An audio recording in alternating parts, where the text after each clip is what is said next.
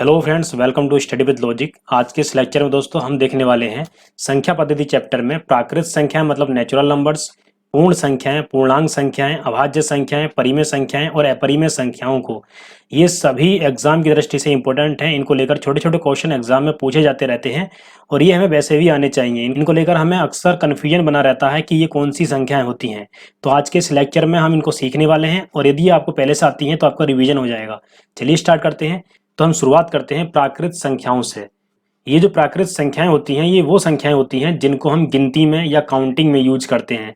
जैसे कि देखिए 1, 2, 3, आगे 4, 5, इसी प्रकार से आगे चलती चली जाएंगी। तो ये जो संख्याएं होती हैं जिनको हम काउंटिंग में या गिनती में यूज करते हैं ये होती हैं प्राकृत संख्याएं या नेचुरल नंबर्स। ठीक है, ये सबसे आसान है। 1 से लेकर आगे की जितनी भी संख्याएं होती हैं वो सभी प्राकृत संख्याएं होती हैं।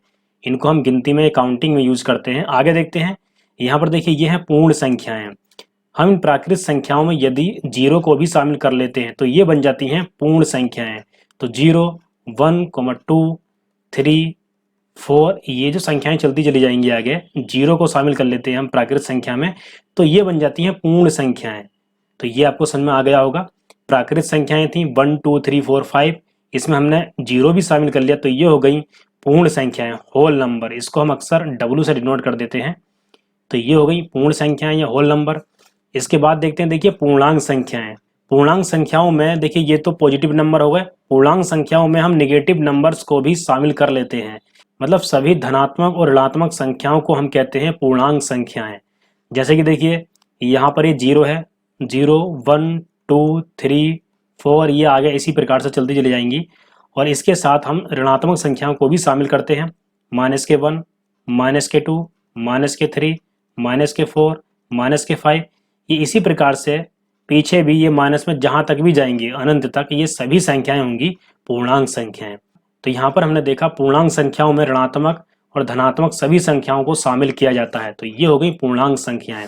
देखिए कितना आसान है। सबसे पहले हमने देखा प्राकृत संख्याएं, जिसमें कि देखिए हम नॉर्मली जो गिनती में या काउंटिंग में यूज करते हैं जिन संख्याओं को, वो प्राकृत संख्याएं होती हैं या नेचुरल नंबर्स होते हैं। इसके बाद पूर्ण संख्याएं, इसमें हम 0 शामिल कर लेते हैं। तो 0, 1, 2, 3, 4, 5 ये चलती चली जाएंगी संख्या। तो ये होती है पूर्णांक संख्याएं मतलब होल नंबर। इसके बाद पूर्णांक संख्याओं में सभी ऋणात्मक और धनात्मक संख्याओं को शामिल किया जाता है। चलिए आगे चलते हैं। अब नंबर आता है अभाज्य संख्याओं का। तो अभाज्य संख्याओं से एग्जाम में बहुत ज्यादा क्वेश्चन पूछते हैं, तो ये आपको पता होना चाहिए और ये बहुत ज्यादा आसान है। तो देखिए अभाज्य संख्या वह संख्या होती है जो 1 से तो बड़ी हो और 1 और स्वयं के अलावा वो किसी से भी विभाज्य नहीं हो। मतलब वो संख्या या तो 1 से विभाज्य हो या फिर स्वयं से विभाज्य हो। तो वो संख्याएं कौन सी संख्या कहलाती हैं? अभाज्य संख्याएं। तो जैसे कि देखिए मैं आपको बता देता हूँ एग्जाम्पल लेकर। 1 से तो बड़ी हो, 1 तो हम इसमें शामिल कर ही नहीं सकते। तो सबसे पहला नंबर कौन सा आता है? 2। तो 2 एक अभाज्य संख्या है। ये कैसे है? क्योंकि देखिए ये एक तो 1 से डिवाइड हो रहा है, 1 से विभाज्य होता है और इसके अलावा ये खुद स्वयं 2 से विभाज्य होता है। तो ये आपको समझ में आ गया होगा। वह संख्या जो है तो 1 से डिवाइड होता है या स्वयं से डिवाइड होता है। इसके बाद देखिए 2 के बाद आता है 3। 3 भी एक ऐसा नंबर है जो 1 से या फिर स्वयं से डिवाइड होता है। तो ये हो गया अभाज्य संख्या। तो ये अभाज्य संख्याओं का क्रम है 2, 3, 5, ये क्रम बता रहा हूं मैं। 5 के बाद 7 आता है, 7 के बाद आता है 11, 11 के बाद आता है 13। तो इस प्रकार से देखिए ये अभाज्य संख्याएं चल रही हैं। तो अभाज्य संख्याओं की संख्या 1 से 100 तक अगर देखी जाए तो वो होती है 25। 1 से 100 तक की गिनतियों में अभाज्य संख्याएं 25 आ जाती हैं। जिसमें कि देखिए 1 से 50 तक अगर देखा जाए तो 1 से 50 तक इनकी संख्या होती है 15। तो ये भी एग्जाम में पूछ लिया जाता है कि 1 से 100 तक अभाज्य संख्याएं कितनी होती हैं? तो वो होती हैं 25 और 1 से 50 तक इनकी संख्या होती है 15। चलिए आगे चलते हैं। अब हम देखते हैं परिमेय संख्याएं और अपरिमेय संख्याओं को। तो देखिए यहाँ से भी क्वेश्चन बहुत ज़्यादा एग्जाम में पूछे जाते हैं और अक्सर हमें इनको लेकर कन्फ्यूजन बना रहता है कि परिमेय संख्या कौन सी होती है और अपरिमेय संख्याएं कौन सी होती हैं। तो चलिए इन दोनों संख्याओं के कन्फ्यूजन को हम खत्म कर देते हैं। तो पहले हम देखते हैं परिमेय संख्याओं को। तो परिमेय संख्याएं वे संख्या होती हैं जिनको P/Q के रूप में लिखा जा सकता है या रखा जा सकता है। जिसमें कि देखिए P और Q दोनों पूर्णांक हैं। पूर्णांक मैंने आपको बताया था, सभी धनात्मक और ऋणात्मक संख्याओं को पूर्णांक कहते हैं। इसके अलावा Q is not is equal to 0। इसमें जो हर में Q है ये कभी भी 0 के बराबर नहीं होगा। तो इस प्रकार से जिस किसी भी संख्या को हम P/Q की फॉर्म में लिख सकते हैं वो संख्या कहलाती है परिमेय संख्या। एग्जाम्पल ले लेते हैं हम। यहाँ पर आपको ये याद रखना है इसमें क्यू जीरो नहीं रखना है, क्योंकि जीरो रख देंगे तो ये अपरिभाषित हो जाएगा। तो p बटे क्यू की फॉर्म में जो भी संख्या को हम लिख सकते हैं वो परिमेय संख्या होती है। इसमें p और q पूर्णांक हैं। एग्जाम्पल ले लेते हैं। देखिए पूर्णांक संख्या क्या बताया था मैंने आपको, 0, 1, 2, 3, और यहाँ माइनस में भी ली जाती हैं। ये पूर्णांक संख्याओं में माइनस में भी आ जाते हैं। -1, -2, -3, -4, ये सभी संख्याएं जो होती हैं ये पूर्णांक होती हैं। तो यहाँ पर p और q की जगह कोई सी भी संख्या रख सकते हैं, बस q की जगह हमें 0 नहीं रखना है। तो वो संख्या क्या होगी, परिमेय संख्या। कोई सी भी संख्या ले लो, हम 1 ही ले लेते हैं तो 1 एक परिमेय संख्या हो गई, क्योंकि 1 को हम 1/1 के रूप में लिख सकते हैं। तो ये हो गया p बटे q के रूप में, p/q के रूप में।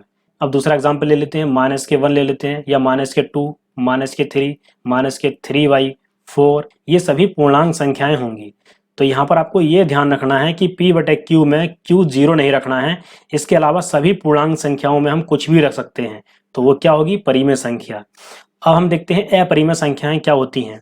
तो इसकी भी हम पहले परिभाषा पढ़ लेते हैं, जिसे p बटे q के रूप में नहीं रखा जा सकता है। इनका दशमलव रूपांतरण अनंत एवं अनावर्त होता है। अपरिमेय संख्याओं को समझने के लिए मैं सीधे एग्जाम्पल ले लेता हूँ। देखिए √2 की वैल्यू होती है 1 पॉइंट, अगर हम इसको सोल्व करें तो इसकी वैल्यू क्या आती है निकलकर 1.4142135 इसी प्रकार से आगे भी अनंत तक चलता चला जाएगा। इसको हम अनंत तक ऐसे ही सोल्व करते रहेंगे, लेकिन कहीं भी कोई क्रम नहीं आएगा।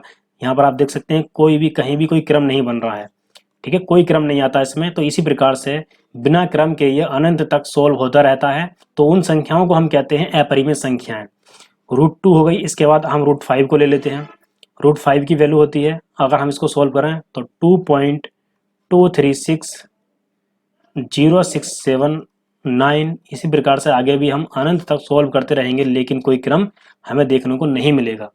तो ये क्या होती हैं, ये होती हैं अपरिमेय संख्याएं। तो मैं उम्मीद करता हूं आपको परिमेय संख्या और अपरिमेय संख्या में अंतर पता चल गया होगा। जो ये नॉर्मल संख्याएं होती हैं, -2 कुछ भी ले लो, -2, 3, 4, 5, 6/7 या कुछ भी ले लो, रूट नहीं आना चाहिए उसमें। तो ये संख्याएं क्या होती हैं, परिमेय संख्याएं होती हैं, क्योंकि हम इनको p बटे q के रूप में लिख सकते हैं। जैसे कि 3 को ही हम ले लेते हैं तो 3 को हम 6/2 लिख सकते हैं, 6/2, तो p बटे q की फॉर्म में हो गया। तो ये बात आपको इस परिभाषा से भी समझ में आ गई होगी कि परिमेय संख्याएं क्या होती हैं। तो फ्रेंड्स आज के लेक्चर में बस इतना ही। मैं उम्मीद करता हूँ ये सभी संख्याएं आपको पता चल गया होगा, और एग्जाम में यदि इन संख्याओं में से कोई क्वेश्चन डायरेक्ट पूछा जाता है तो आप आसानी से उसका आंसर लगा दोगे। और आने वाली सभी वीडियोस से अपडेट रहने के लिए आप हमारा टेलीग्राम चैनल ज्वाइन कर सकते हैं, जिसका लिंक नीचे डिस्क्रिप्शन में दिया गया है। और यदि आपने इस चैनल को अभी तक सब्सक्राइब नहीं किया है तो चैनल को सब्सक्राइब करके बेल आइकन पर क्लिक कर दीजिए, जिससे कि आने वाली सारी वीडियोस की नोटिफिकेशन आप तक प्राप्त होते रहेंगे। चलिए दोस्तों, मिलते हैं नेक्स्ट वीडियो में। Thank you so much.